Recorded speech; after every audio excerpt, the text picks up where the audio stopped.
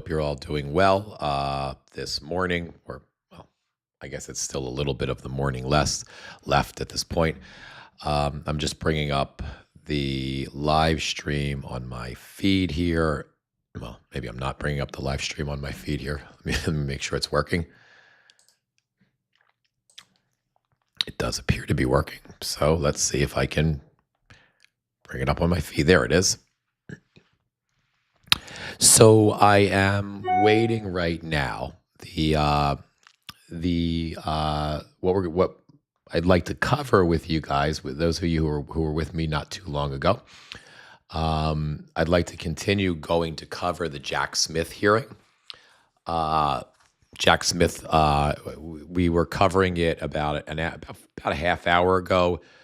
It's being led by Jim Jordan. He's the chair of this committee. I think it's the Judiciary Committee, but I'm not even sure. Jim Jordan is the reason. Well, let me just kind of stop babbling for a second. The reason that right now we're sort of on hold was that Jordan needed to recess the hearing because they had there was a vote on the House floor. I don't really know what about, but they had to take a recess to go on to the House floor to vote on whatever it is that they're voting on, and they're supposed to come back. Thus far in the hearing, what we've heard, just to kind of recap it for you, is Jordan basically made an opening statement talking about how poor Donald Trump, the village idiot, has been vilified, and how his First Amendment rights have been violated because somehow that's now the defense for his crimes. How Jack Smith's efforts were entirely political. How poor Donald Trump had the Russia investigation, and then poor Donald Trump had the 2 impeachments, and then poor Donald Trump was subsequently investigated by Jack Smith, and how poor Donald Trump for federal crimes, and how poor Donald Trump was treated by Alvin Bragg in New York, and how poor Donald Trump was such a terrible victim of Jack Smith for the classified documents that he stole, and how poor Donald Trump, hey Gamer Vet Dad, how poor Donald Trump, and also how the poor GOP members of the House and Senate whose phone records were tapped, just their records, just the numbers they called to who they called during the insurrection, when the village idiot was actively calling members of Congress to try to get them to overturn the results of the election. And Jim Jordan went on, and that's basically everything he spoke about. Then Jamie Raskin came on, who is just fucking brilliant. And he basically tore apart pretty much everything that Jim Jordan said. Basically, I don't remember exactly what Raskin is so brilliant that it's easy to paraphrase Jim Jordan because he's an imbecile, right? He talks about nothing. It's hard to follow Jamie Raskin and paraphrase him because he's brilliant. He's fucking brilliant. You cannot, I can't keep up with Jamie Raskin. He's an incredible legal mind.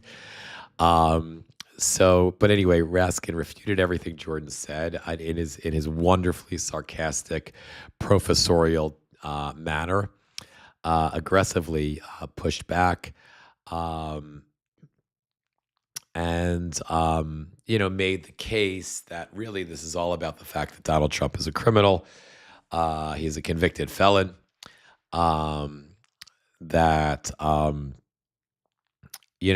Raskin explained, now it's starting to come back to me, explained what actually happened on January 6th.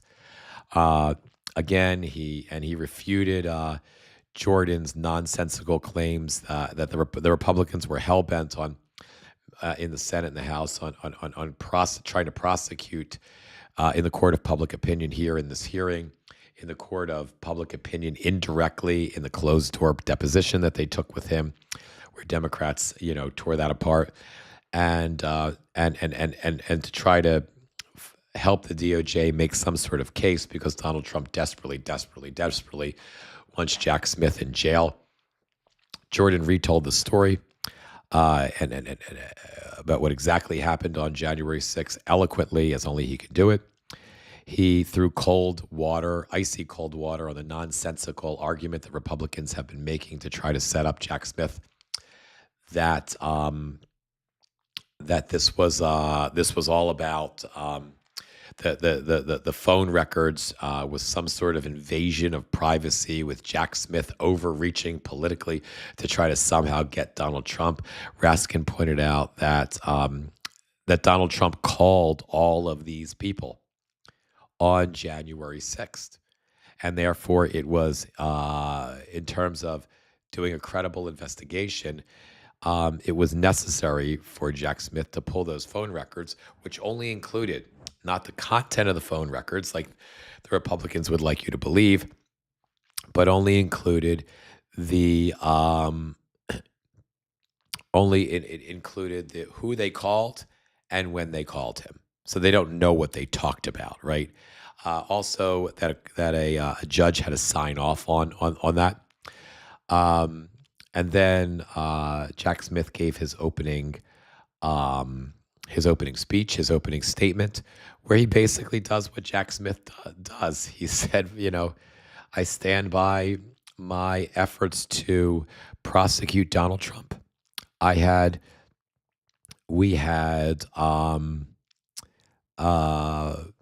evidence beyond a reasonable shadow of a doubt. And, I followed the evidence wherever it led. And I would do the same thing again. And, basically gave, and kudos to my team, who shouldn't be going through this shit. Who shouldn't be prosecuted and persecuted for doing their jobs. Fuck that is in essence what he said. And he came out and said Donald Trump is just looking for revenge. And then one of the first, because I assume Jim Jordan at some level knows that he's a buffoon that cannot possibly compete with Raskin. He didn't take the first 5 minutes to himself ask questions. He had this smug little putz GOP congressman. I don't know which one it was, but he was a young guy, maybe a former prosecutor. Anyway, this smug little putz and a half who took his 5 minutes trying to somehow catch Jack Smith in try to make the point that Jack Smith was reckless and aggressive, and he was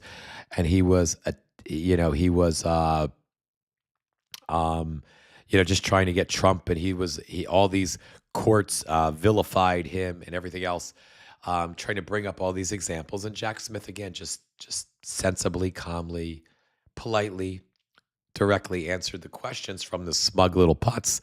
And then Raskin gets up and in 2 sentences, he says something like, I appreciate the gentleman on the other side, who, by the way, was a student of mine. He was probably a law student of Raskin, so Raskin pointed it out. And then Raskin said, it's not unusual for a federal prosecutor to have some of their requests granted by a judge and some of their requests not granted by a judge. That as my colleague who used to be my student would know, as a prosecutor, that's commonly what happens. It happens all the time, right? So that Raskin went over to say, so there's nothing illegal and nothing overly aggressive about having some of your motions denied and having some of your motions approved. And it was just a brilliant moment. So it's going to be an entertaining hearing, I think, and I think we're going to cover as much of it as we can. I'm still kind of getting my feet wet with covering these things. I'm trying to figure out kind of the best way to do it, because they can be long and cumbersome and and difficult to sit through. And I'm trying to find ways to make them entertaining, but also bring them to your attention. So As I said, I'm just figuring it out as I go along. I may or may not use sound effects. You know, when I get particularly annoyed with the stupidity coming from the. Oh, I think we're back. Hang on. Are we back? As their star witness of the January 6th committee. Oh, no. This is just a review of the opening statements from Jordan. You see, you've got the live feed over here, and you've got, I guess, C-SPAN is just doing some reviews. So as soon as they go live again, you know, I'll bring it back so we can enjoy it in real time. The Republicans, I think, will be up next again. So we'll see what line of question. Oh, and then I forgot to tell you, after Raskin spoke, Jim Jordan took the next 5 minutes, took his 5 minutes before the break to try to make the argument. Jordan he's so ridiculous. You can't even, it's hard to take him seriously sometimes.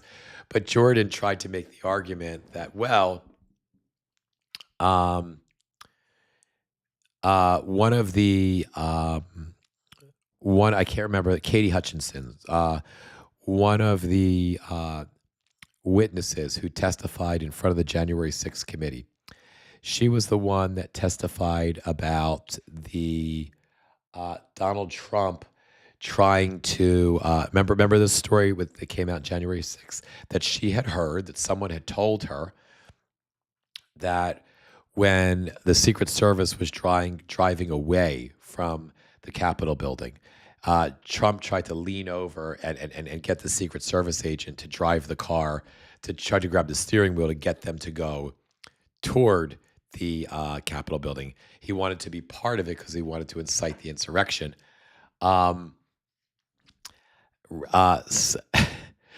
Jim Jordan decided to tell us that she was lying, and everybody knows that she's lying.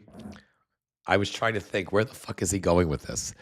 And then he told us that, well, this handful of people in Trump's White House told us she was lying. Why would we believe them, right? They're all a bunch of fucking liars in there. And that because Jack Smith hadn't completely disregarded her as a witness, Jack Smith basically said, Jim Jordan was like, well, is she going to be a witness yet?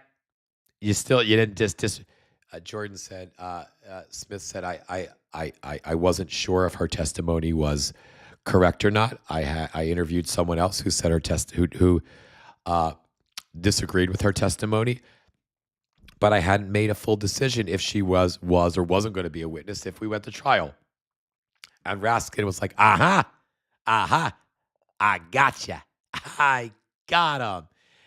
You were going to, this woman that we all know is a liar, you had to decide if she's not going to be a witness. It was so pathetic. And if you just watch the idiot, pointing his fingers, and he's got his fake smile. Maybe this is that. Anyway, I'm telling you this. Telling the truth, and you were still considering putting her on the witness stand because you had to get President Trump, and everybody can see that. We better take a recess for... It was pathetic. It was laughable, but it was pathetic at the same time. Anyway, let's see. Are we back? Let me just check it. That was former special... No, we're not back yet. So, I mean, it looks like some of the people are back, but it doesn't look like... Hey, Lacey, how are you? Gamer Vet Dad, you said Raskin... But we know. Oh, I'm sorry. Did I say Raskin Jordan when I met Raskin when I met Jordan? I apologize. Raskin is guys. If you missed the beginning of this hearing, is that Jordan walking around without his jacket? He's such a fucking dorko putz. I'm gonna take my jacket off, and it makes me feel like I'm really a hard worker. He's just such a putz. He's the epitome of a putz. So it's just such a schmuck, as well as somebody who saw a rape of young men and decided not to say anything about it to protect his job or whatever. So but if you didn't see the beginning of the hearing, and you didn't see if you didn't see Raskin just humiliate Jordan, maybe after I post this live, or go to C-SPAN, and I was going to say after I post the live, just look at the very beginning of the live, and you'll see that exchange. It's really, really entertaining. But again, you could always go to C-SPAN and and check it out. Oh wait, they're back in. So let's Kamartel. It has to do with the fact that he clearly, obviously, was a witness to the sexual abuse of young wrestlers by a wrestling coach at the time, and he he never turned them in. He denied it ever happened. And it was a huge scandal that should have taken down his political career. But these are Republicans, and pedophilia is something they like. That's why we call him Jim Jordan, GYM. All right, here we go, guys. And it's good because I'll give my voice a rest. My voice is better. It's getting better. But this stupid freaking cold is lingering. It's not completely gone yet. Closer. It's like it gets a little better every day. All right, where is Jim? Come on, Jim. We're all waiting for you. Jamie's there. Jamie's there. Jamie Raskin is there. Jim, come on. Where'd he go? He's so important, Jim Jordan, that he just fucking left. The witnesses, that maybe he went to call Donald. Hey, Donald, I did a great job. Hey, Mr. President, I did a great job. I really did a great job getting him. I really got him, and I'm going to get him more. You're doing great. I love you, Jim. You're a great patriot, Jim. Take him down. I want you to take him down. I want you to take him down hard. Take him down like he's never been taken down. Take him down like a dog. Take him down like a dog. Make him beg for mercy, Jim. I still can't. I still can't do my Trump yet because of my voice. All right, here we go. Will come to order. Gentleman from ranking members recognized for unanimous consent request. Thank you very kindly, Mr. Chairman. And this just goes to the question of the hypothetical witness at the trial that didn't happen. New York Times, May 1, 2024, Trump acknowledges he wanted to go to the Capitol on January 6th. Carol Leonnig, who you quoted, Carol Leonnig outlines Tony Ornato's history of lies. June 30, 2022.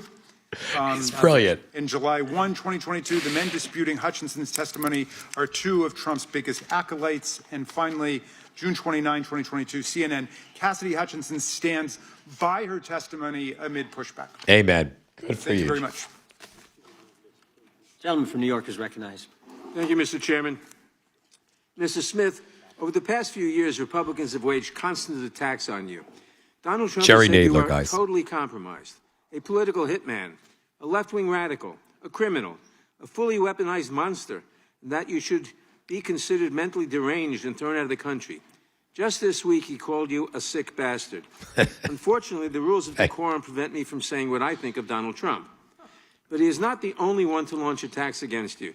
Chairman Jordan has accused you of abusive surveillance and accused you and your team of partisan and politically motivated prosecutions. Despite the mountain of evidence that you laid out in the Special Prosecutor's report and in your court filings, President Trump's supporters are convinced that the only reason your team tried to hold him accountable is because you have a vendetta against him. I want to address these allegations today. Good. You have had a long and distinguished career with the Justice Department. Good. Including serving as the chief of DOJ's Public Integrity Section for 5 years. While leading the Public Integrity Section, you led investigations and prosecution of public figures and political leaders from both parties, Republicans and Democrats. Can you give us a couple of examples?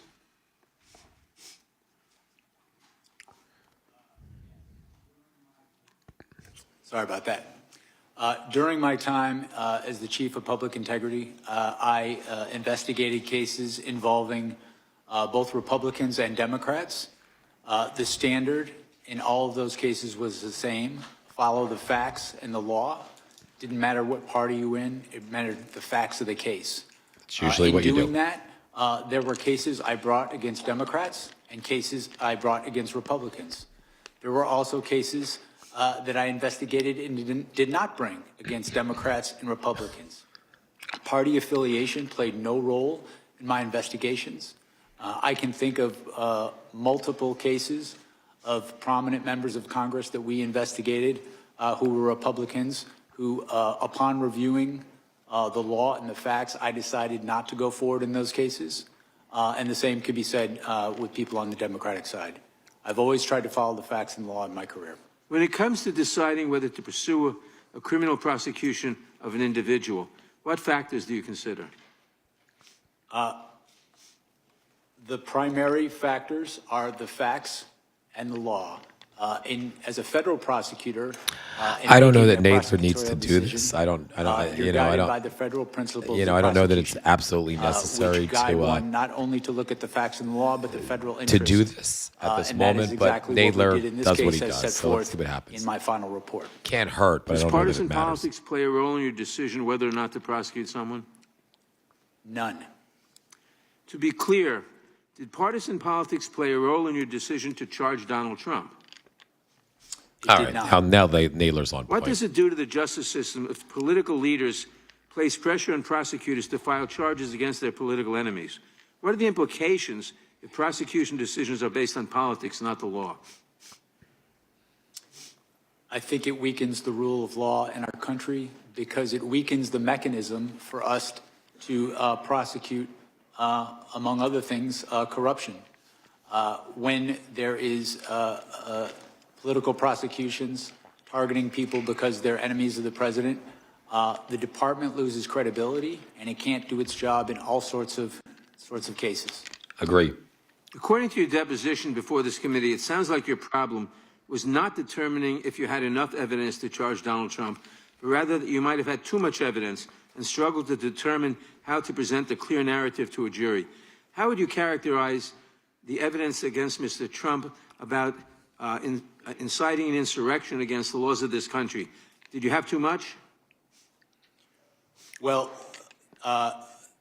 with respect to presenting the case that we charged, one of the central challenges was trying to present that in a concise way because we did have so many witnesses. Right. Some of the most powerful witnesses were witnesses who, in fact, were fellow Republicans who had voted for Donald Trump, who had campaigned for him, and who wanted him to win the election. These included state officials, people who worked on his campaign, and advisors. I will say, however, with respect to the charge of insurrection, we did not charge that. Yes. As I set forth That's a in good my point. report. Well, I believe that there is, courts have found that that was an insurrection and that there's a reasonable interpretation, a reasonable prosecutor could interpret the evidence to support that charge. I chose not to do that, looking at the facts and the law. I thought the charges we brought were appropriate, given the evidence that we had. Thank you, Mr. Smith, for your decades-long public service and for working tirelessly to uphold the rule of law. Those who attack and smear you and your team in order to protect All right, Donald I was Trump okay with should Nadler's be questioning. ashamed He of got to where he themselves. needed to I be. yield back. Gentleman yields back. Gentleman from California is recognized. Mr. Smith, do you see criminals to my left? You don't see any. Do you see people who are committing crimes because they continue to believe things that just aren't true? That's paraphrasing Ronald Reagan, that liberals aren't stupid, they just know things that don't happen to be true. If the president believed that he was cheated in an election, that there was fraud, or in some other way a number of items led to his defeat, when in fact he should have won according to the Constitution, does that make him a criminal? No, Sir, that's not what he. No, that's that's not. a yes that's or not- no, please, Mr. Smith. These people here are continuing to grapple constantly with things that aren't true, like socialism works, or that somehow everything the Republicans Darrell do is Issa evil used and to everything be they do is 30 is years right. ago They've semi-normal. never He reached wasn't a always a conclusion MAGA in nut. a typical partisan case in which we're not evil because we think something different and we're not wrong. You understand the Constitution. Do you understand the Bill of Rights, that someone has the absolute right to believe something, whether it's true or not, and to advocate for something, whether it's true or not? Do you understand that in addition to your oath to the Constitution, that that's one of the things the First Amendment allows for, isn't it? Yes, sir. Okay, so if you know What is ISA people have talking a about? right to opine, lobby for, assert, do everything they can legally to ask for people to make different decisions, then why is it you saw criminal conduct on behalf of a president who believed he didn't win? Chairman Jordan and myself have something in common along with a number of others here. We saw wrongdoing, and on January 6th, we voted not to confirm 2 states because they had violated the U.S. Constitution in how they selected who got ballots. No.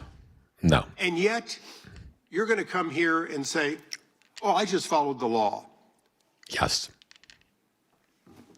When you went after these people and you said, well, technically I can do that, you didn't see any selective nature or any separation of powers under the Constitution to spying on the activities and the conversations of the Speaker of the House? To what end would conversations between the Speaker of the U.S. House, third or second in line to be the President, and the President, in what basis would it be any of your business? I'll bet you other he than won't you let Jack believe Smith that there answer was the a question. conspiracy I without think he won't let it. I conspiracy think so. as a basic premise. You, like the president's men for Richard Nixon, went after your political enemies. Maybe they're not your political enemies, but they sure as hell were Joe Biden's political enemies, weren't they? They were Harris's political enemies. They were the enemies of the president. Harris wasn't running for president and you at were that their point. arm, weren't you? No. No. Oh, great. So you spied on the Speaker of the House and these other senators and so on, and informed no one, and in fact put in a gag order so they couldn't Nixon v. discover it. Trump. If they were not subjects of a conspiracy investigation, why did Congress, a separate branch that you, under the Constitution, have to respect, why is it that no one should be informed, including the judges? As you went in to spy on these people, did you mention that you were spying on seeking records so you could find out about when conversations occurred between the U.S. Speaker of the House and the President? Did you inform the judge, or did you hold that back? My office didn't spy on anyone. Wait a second. The question I asked you, Mr. Smith, was pretty straightforward. Did you withhold that information from an Article III judge in the process of taking the records of the Speaker of the House? We complied with Department. Did you hold back Mr. that Chairman, would you information? please instruct the gentleman to allow the witness to answer the Yes. question? It's not your time. I'd like my time back. Mr. Okay. Chairman, you have repeatedly done that in the past. The witness has the right to answer the question. So And there'll be I due love time to Jamie answer the Raskin. question. Would you please put my time back and let me finish this? Keep going. Mr. Smith. Keep going, I Daryl. asked you a question. You're making and hay, you were not Darryl. responsive to it, and I want you to be responsive to it.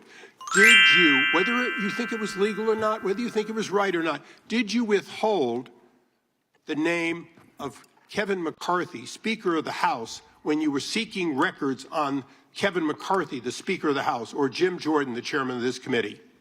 At the time the gentleman is. No, you please got give a me few more back the seconds. time that was taken away. Time has expired, but we're going to let the witness answer your question because it's an important question. The witness can respond. We did not provide that information to the judge when we requested a non-disclosure order, consistent with the law and consistent with Department. Mr. Chairman, the amazing thing here today is that we have an admission that an Mr. Article Chairman, I... the gentleman's time has Come on. expired by now 34 seconds. It gets more than 5 minutes. How many because it's a times are you joint going to question? interrupt me? The time Shut belongs to the the fuck up, gentleman Darryl. from California, but it has expired. I will be brief in my address to the chairman.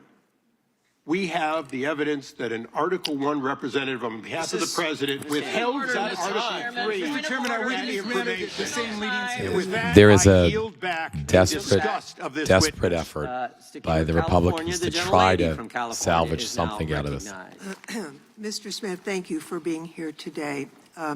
Earlier the chairman spent a lot of time talking about Cassidy Hutchinson, who we know was just one of many witnesses. It's important to note that there was testimony that she was told something by Mr. Ornato, not that she had personal knowledge. Yes. And of course, Mr. Ornato was of very questionable veracity. DeSantis, We had to say the least. a testimony from a Metropolitan Police Department official about an argument, a big argument that the president was having about going to the Capitol. And in fact, the vehicle was delayed going back to the Capitol while that argument occurred. But having said that, I want to focus on something my colleagues across the aisle seem to want to ignore. The fact that your investigation into President Trump's attempt to overturn the 2020 election was built on testimony from members of the Republican Party. Correct. In fact, last week, the New York Times published grand jury transcripts from Georgia that show the same pattern in Trump's Georgia criminal case.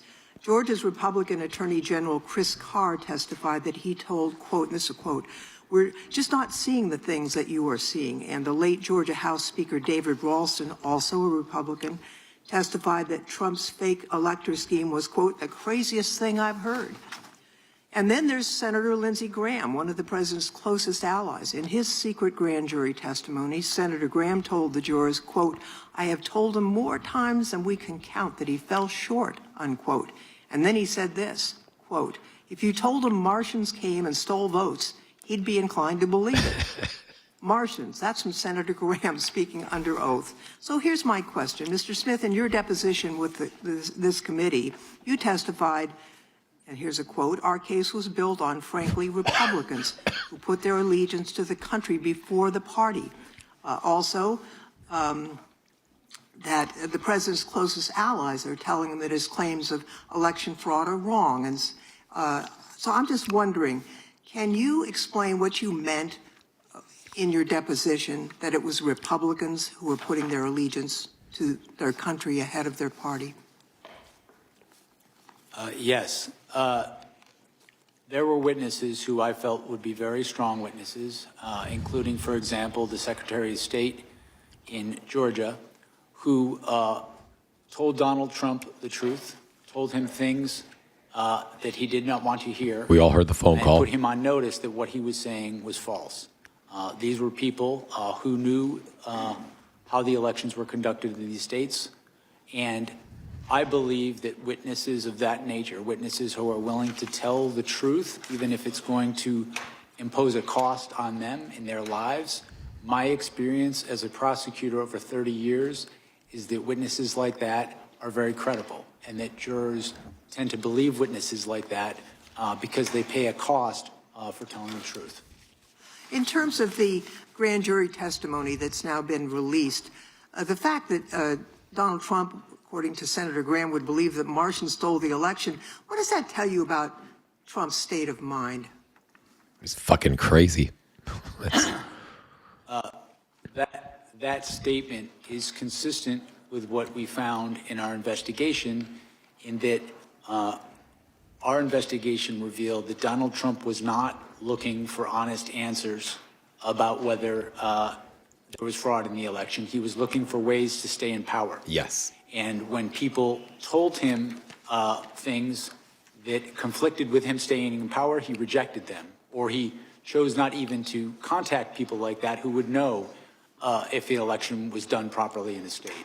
On the other hand, when individuals would say things that would allow him to stay in power, no matter how fantastical, he would latch onto those. That pattern, over time, we felt was powerful evidence that he, in fact, knew that the fraud claims he was making were false.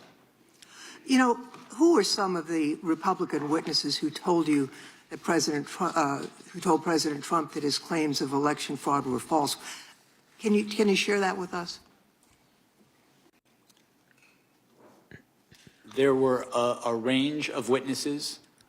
They ranged from people on his campaign team who had wanted him to win, were employed to help him win the election. They included state officials, state Republican officials who wanted him to win, voted for him, campaigned for him, asked him and his co-conspirators to provide evidence to support their claims, and invariably they never did. It included officials, advisors people he worked with in the White House, who he relied upon for important decisions, and who he trusted in other contexts.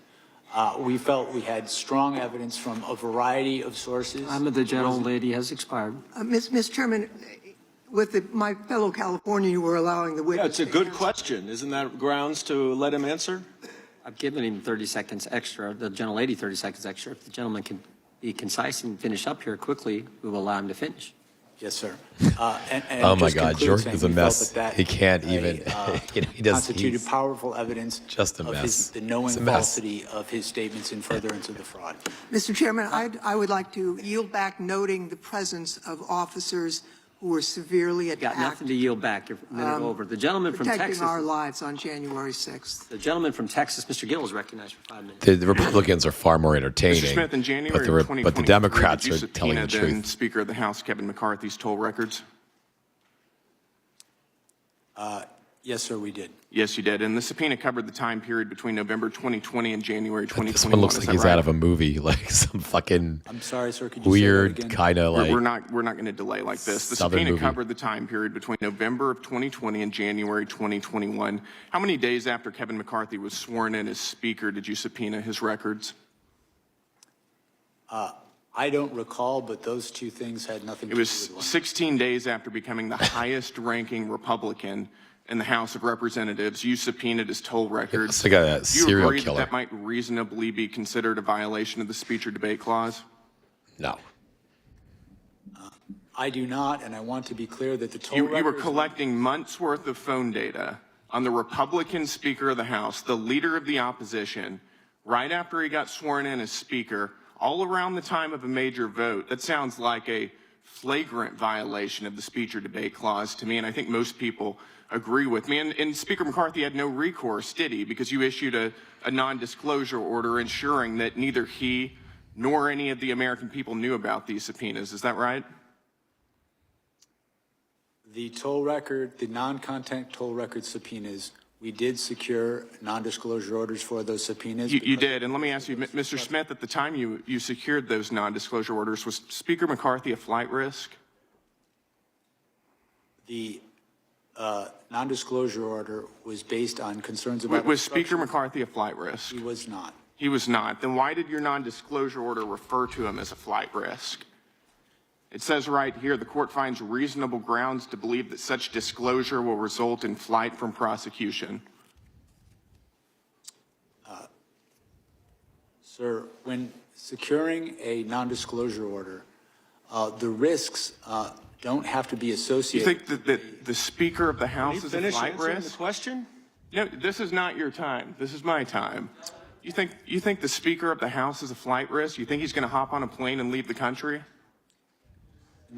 No, what I was trying to explain is, with respect to a non-disclosure order, the risks aren't necessarily associated with the subscriber to the phone. They're the risks to the Okay. investigation. I think that you were using, this was clearly in reference to Speaker McCarthy, and you were using clearly false information to secure a non-disclosure order to hide from I Speaker swear to God, he McCarthy looks like and a from the character American from a people Gregory Peck the fact that movie. you were spying That's on his it. toll records. But I've got more, so let's move on. Yeah, let's move in May on. of 2023, Serial you also killer. issued subpoenas Serial for killer. toll records of 9 U.S. senators and an additional representative. Is that right?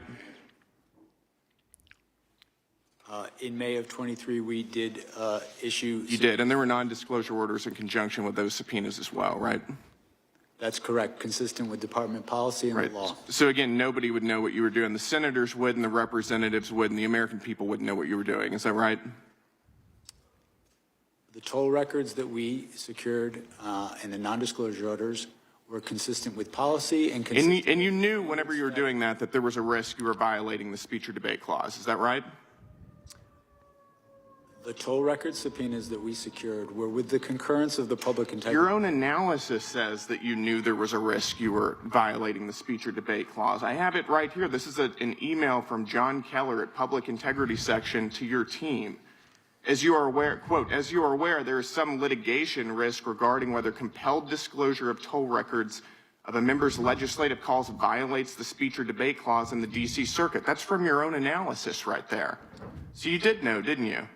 Sir, with respect to the item you just put up on the screen, the last sentence states We're going to get to the last sentence. Okay. We're going to get to the last sentence. And you cite case law in here, quote, the bar on compelled disclosure is absolute. Is that right? Or do you think that you didn't have to abide by that precedent? To be clear, this statement is not from my office. This is the statement of the Public This is your Integrity justification for So those it's not even his subpoenas and statement. NDOs that you ordered. This was part of your analysis. It's a cursory analysis. I think it's worth noting. But let's get to that last sentence then. Quote, given my understanding of the low likelihood that any of the members listed below would be charged, the litigation risk should be minimal here. In other words, you're using a novel legal theory, which you knew was novel, has never been tested by any court. You're not charging any of these members. Nobody's going to know about it because you issued NDOs. Nobody's going to sue about it, so who cares? We're going to do it anyways.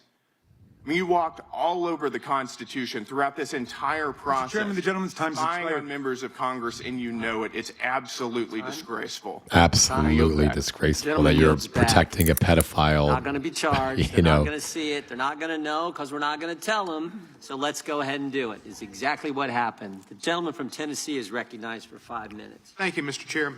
Mr. Smith, it's great that you've been allowed to come here and testify to the American public. Is there anything you'd like briefly to discuss that Mr. Gill brought up on the reasons why you needed those phone records and the limitations that you thought might have been on you and the prosecution because of to risk the investigation? Sure. And I would begin by pointing out that the email that was referenced wasn't a justification from my office. It was an email from the Public Integrity Section to my office Right. approving the subpoenas. The subpoenas that we secured with non-disclosure orders from a judge because I had grave concerns about obstruction of justice in this investigation, specifically with regards to Donald Trump. Not only did we have the obstruction of justice that we were investigating in the classified documents case, but I He's was so aware like during the cool course as a of our cucumber. You know what I mean? of targeting of witnesses during the course of the conspiracy itself. There were election workers who had their lives turned upside down and received vile death threats because they were targeted by Donald Trump and his co-conspirators. I had a duty to protect witnesses in this investigation. That risk, that threat to witnesses was only confirmed when we went forward in this case and Donald Trump suggested that one witness should be put to death and then also issued a Yes. statement Good for you. to the effect of, if you come after me, I'm coming after you. In my mind, I can't think of a more direct threat to witnesses and individuals involved in that proceeding.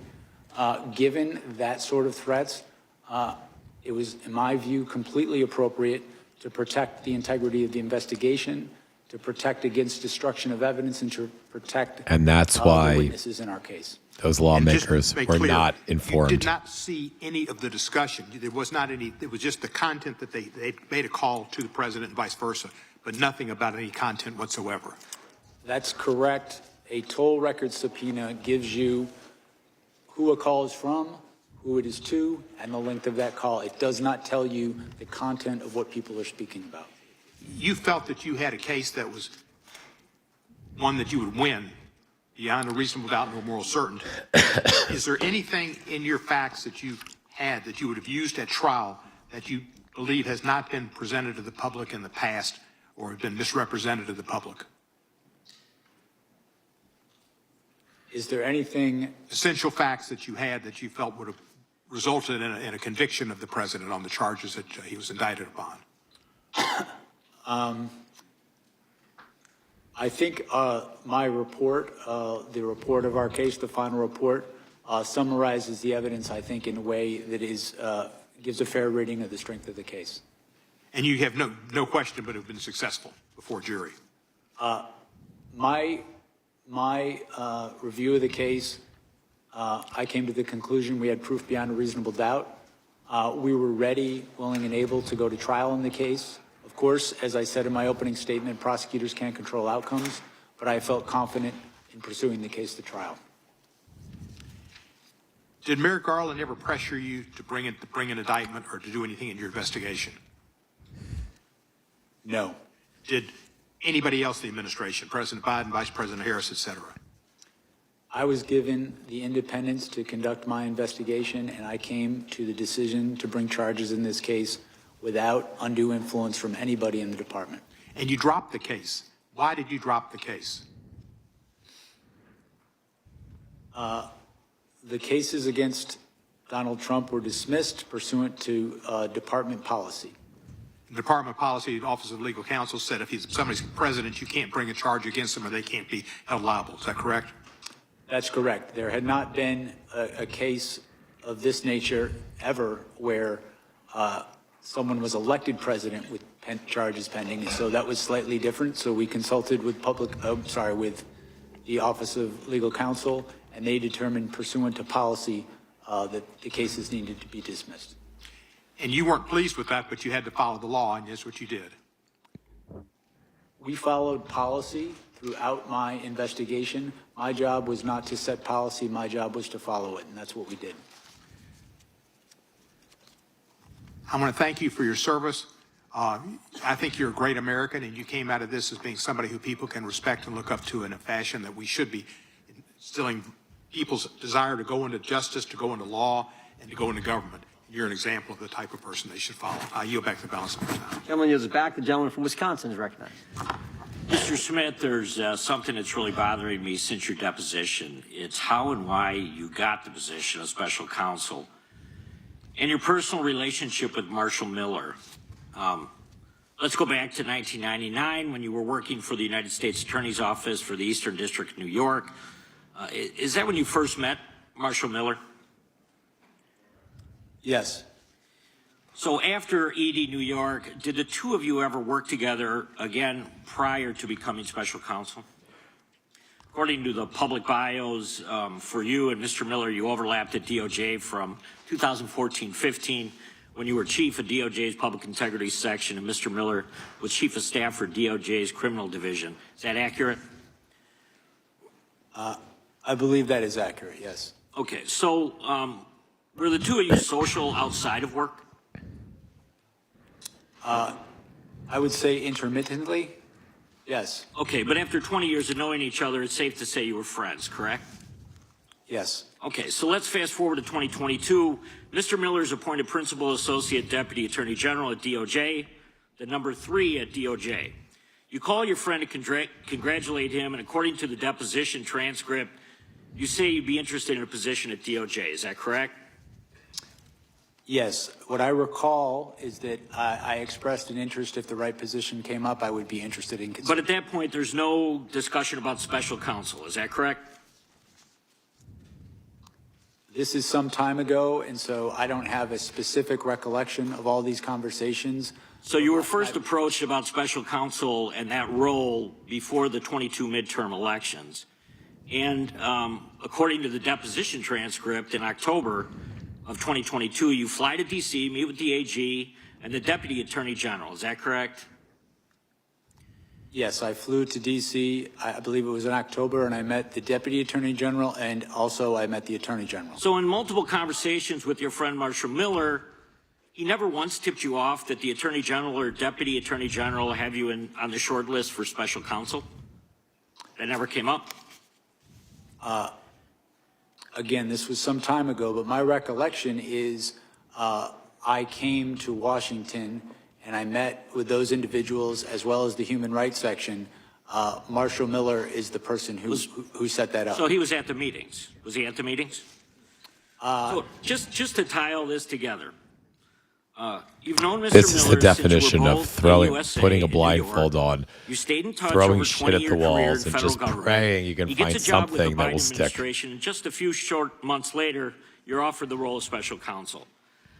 I'm having a hard time believing that this is some big coincidence and that there wasn't a back and forth on the special counsel. So maybe you never received directives explicitly from the AG or the Deputy Attorney General, but was Marshall Miller, did he become a two-way conduit throughout the investigation with DOJ? Oh, stop it, stupid idiot. No, and course I not. would not take direction from a political person, Fucking political idiot. figure about how I should Fucking conduct idiot. an investigation. Here's But you the never spoke to him throughout the entire absolute time you were desperation. conducting the investigation? Of course he spoke to him. No, I didn't say that. What I said was Okay. that he was, I think you asked if he was a conduit of information. He was present, to my recollection, at meetings, briefings that I had with the Attorney General and Deputy Attorney General during my time as Special Counsel. I mean, I don't want to assume anything, but Mr. Miller wanted you in that position, not because you're necessarily the best lawyer he ever met, but because of the long-term friendship that you have with him. What I can tell you is I have been a prosecutor for 30 years. I have been an apolitical public servant for 30 years. I've prosecuted cases against Democrats and Republicans all the same. I've had, in my view, the experience necessary for this position, and that's why I accepted it. So he knew that you would pursue, I mean, he had to have an idea that you would pursue exactly what the Biden administration wanted, which was criminal charges against President Trump. I think that anybody who knows me well knows the idea that I would take direction from a political figure about how an investigation should come out. I don't think anybody who knows me thinks that's true. Well, Chairman Jordan, I think the next deposition should be with Marshall Miller at this point. I yield back. Go for it. Gentleman yields back. Go. The, gentleman from Bring Georgia. Marshall Miller in, whoever the While fuck he we is. are deposing Marshall Miller, maybe we can depose Donald Trump about why he chose Yes. his personal lawyer to be the head of the DOJ. Yes. Amen, Congressman Johnson. On January 6, Amen. 2026, the 5th anniversary of the insurrection, the White House launched a taxpayer-funded website that attempts to rewrite history about what happened on that day of infamy. On January 6, 2021, there was an insurrection at the United States Capitol that resulted in a police officer dying the next day, another 4 officers dying by suicide in the months thereafter, with at least 140 police officers being injured by the insurrectionists, with 15 of them requiring hospitalization. And I'm proud that we have 4 former officers as well as on-duty Capitol Hill police officers here today. Mr. Smith, I want to ask you about this website because the Trump administration is using taxpayer dollars to lie to the American people about the events leading up to and the events taking place on January 6, 2021. For example, this Trump propaganda site claims that the 2020 election was, quote, stolen. Mr. Smith, did your investigation uncover evidence sufficient to prove beyond a reasonable doubt that Donald Trump knew that his claim that the election was stolen was false? Yes, it did. And did your investigation uncover evidence sufficient to prove beyond a reasonable doubt that Donald Trump publicly claimed that the 2020 election was stolen from him while he privately acknowledged that he had lost the election? Yes, we cited instances of that during in our case. But yet here we see that on the 5th anniversary of the insurrection, the Trump White House propaganda machine is still promoting the stolen election theory on this government webpage with a text box titled, quote, fraudulent election, stolen election certified, end quote. The site also has a subsection reading in part, quote, FBI entrapment operation exposed. Mr. Smith, did your investigation develop any evidence to support the allegation that the FBI entrapped insurrectionists into committing crimes on January 6? Our investigation revealed that Donald Trump is the person who caused January 6th, that it was foreseeable to him, and that he sought to exploit the violence. This website also accuses you of being a, quote, Biden prosecutor who brought, quote, weaponized charges against Mr. Trump. Mr. Smith, were you a Biden prosecutor who weaponized the Department of Justice against Donald Trump? Absolutely not. Did Attorney General Merrick Garland direct you to prosecute Trump because Donald Trump was running against Joe Biden in the presidential election? No. There are also allegations that President Trump was the victim of, quote, lawfare, and accusations that the Department of Justice lawyers who prosecuted Donald Trump used, quote, fabricated indictments and rigged show trials. Did you, Mr. Smith, or the men and women working on your team work to fabricate indictments or put on rigged show trials? No, we secured indictments from grand juries, and we were prepared to prove our case in court beyond a reasonable doubt. Did you use your appointment as special counsel to conduct a politically motivated witch hunt, scam investigation, and prosecution of Donald Trump? I did not. We followed the facts and we followed the law. Where that led us was to an indictment of an unprecedented criminal scheme to block the peaceful transfer of power. And those indictments have been dismissed. Can they be re-brought or resurrected after Trump leaves office? They were dismissed without prejudice. So they can be refiled. They can be. That's why they were dismissed without prejudice. And he can be prosecuted after he leaves office. Depending on the statute of limitations, I guess. I'm not going to speak to that. I can only speak to what we did, which was dismiss the And case that was without brilliant. prejudice. All right.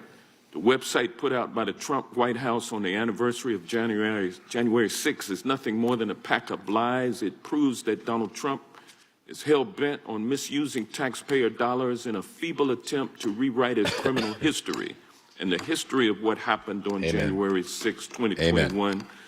And with that, I yield back. But I would like to, Mr. Chairman, offer for the record Unanimous consent? unanimous consent, a statement from Cybersecurity and Infrastructure Security Agency released on November 12, 2020 that states the November 3rd election was the most secure in American history. Objection. And also testimony from, I would like to request unanimous consent to enter into the record the September 24th, 2020 testimony of Trump's former FBI Director, Chris Wray, who told Senate Homeland Security, the Homeland Security Committee of the Senate, that the FBI had, quote, not seen or historically had any kind of coordinated national voter fraud effort in a major election. Without objection. And last but not least, Mr. Chairman, I'd like to ask unanimous consent to enter into the record this article titled Disputing Trump, Barr Says No Widespread Election Fraud. Without objection. The gentleman yields back. The gentleman from Texas is recognized for 5 minutes. Okay, guys, I'm so sorry to stop. I mean, this is really going to be a good hearing. Like, I don't even have to say too much in this because we're watching the Republicans desperately sort of self-destruct like they did, like we heard that they did in the deposition, in the closed-door deposition of Jack Smith. We're watching them throw shit at the walls, desperately trying to find something that they can get him in trouble for, whether it's that he got hired by a friend and that friend pressured him to go after Trump, or whether it is that he secretly spied on members of Congress on their phone calls. There's several different lines of stupidity, or the other one that we heard earlier but didn't hear now, that somehow Donald Trump's First Amendment rights were violated by Jack Smith. And then the Democrats it's easy for them, right? They can't fuck this up. But one, because you have a brilliant group of members of this committee led by Jamie Raskin, but two, it's easy. Literally, all you have to do is just tell the truth because it's so obvious that these imbeciles are bending it, right? It's easy for Jack Smith just to respond because he's got nothing to hide. He doesn't have to act angry or mad or crazy like a Trump sycophant usually would act when he was on the stand, when he or she was on the stand in the past, lying. Smith is just cool as a cucumber because he just tells it. He probably didn't have to prepare for this. He just tells the truth. So that's where we are, and this is an entertaining And that's why I haven't interjected much. Didn't even get to use my freaking, you know, I'm an extremely stable you know, genius. Okay. my sound effects. I didn't get to use, you know what I mean?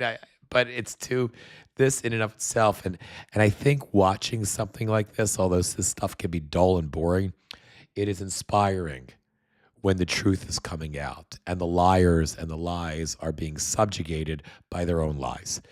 But on that note, I have to kind of pause or end the live now. I have a daily briefing with the chorus group starting in about 10 minutes that I have to prep for. So I'll be getting some updated news of the day. Much of it is probably stuff that we're probably finding, anywhere online right now. But I'll get some metrics about what's trending, what might be good to cover, and I'll either cover that in a subsequent live today or in posts here on Blue Sky, TikTok, YouTube Shorts. I'm really starting to expand out it over the last few days. I don't know if you guys may have noticed, but you will. But I hate to cut this short because it's such an entertaining and satisfying hearing. Go to C-SPAN if you just want to kind of watch it as on your own. I may pick up just from when we left off after I come back from my briefing. I'm not sure what I'm going to do. I may have to do some other reporting after the briefing. I just got to see what's in there. But I'm going to have to wrap this for now. I love you guys. 1 minute at a time, 1 hour at a time, 1 day at a time, one live at a time. I'll see you in just a bit. I definitely will be back after the briefing with something, whether it's live or whether it's just covering the rest of this or whether it's posting. But I'll see you guys in a little bit. Thank you so much for being here, and I'll see you guys in a little bit. Thank you again.